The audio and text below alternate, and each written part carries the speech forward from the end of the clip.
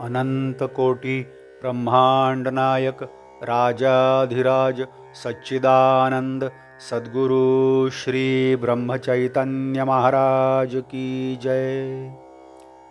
श्री राम समर्थ। 22 अगस्त।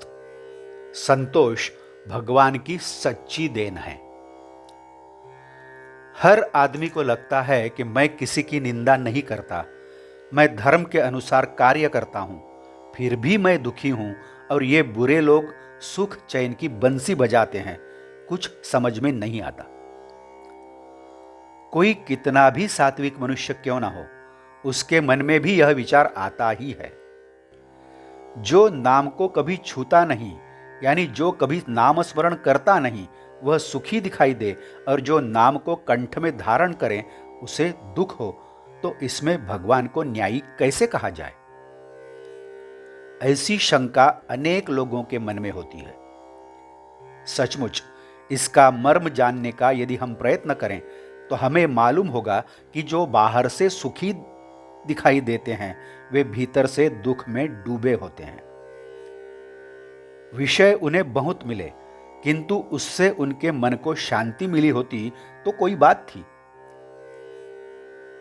2 रास्ते मिले, उनमें से एक अच्छा दिखाई दिया, किंतु वह अपने गांव की ओर जाने वाला नहीं था, और दूसरा उबड़ खाबड़ कंकड़ कांटों से भरा था, लेकिन वह अपने गांव की ओर जाने वाला था।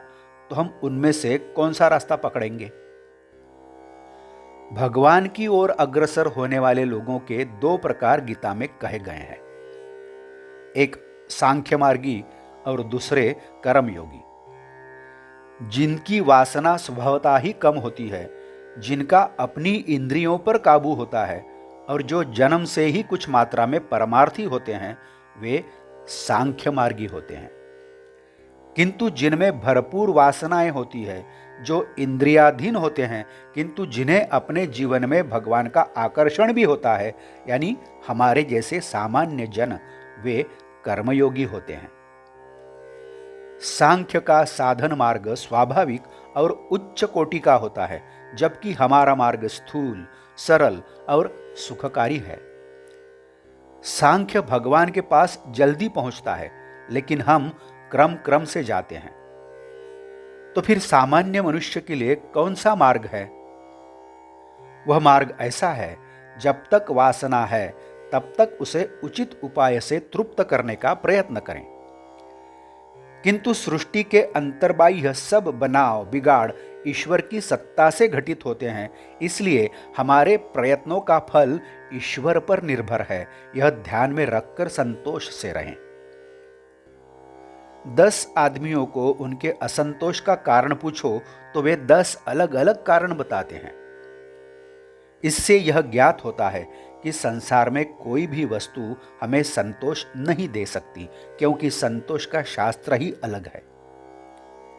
वह गृहस्थी से आप नहीं सीख सकते।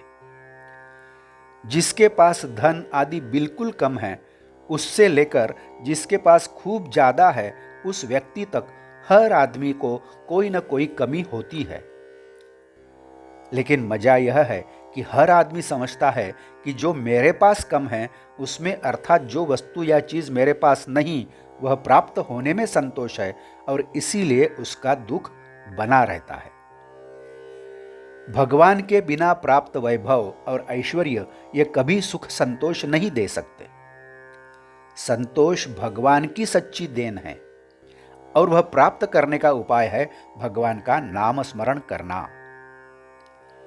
आज का बोध वचन, प्रत्येक की अपनी आवश्यकता पूर्ति होगी, इतना भगवान देता ही है, अतः जो प्राप्त है उसमें संतोष माने। जानकी जीवन स्मरण जय जय राम। नमस्कार। यदि आपने इस चैनल को अभी तक सब्सक्राइब नहीं किया है तो कृपया सब्सक्राइब करिए। यदि आप इस चैनल को नए हैं तो आप भी सब्सक्राइब करिए। इस चैनल को लाइक करिए, शेयर करिए, कमेंट्स दें, बेल आइकन दबाना मत भूलिए। धन्यवाद।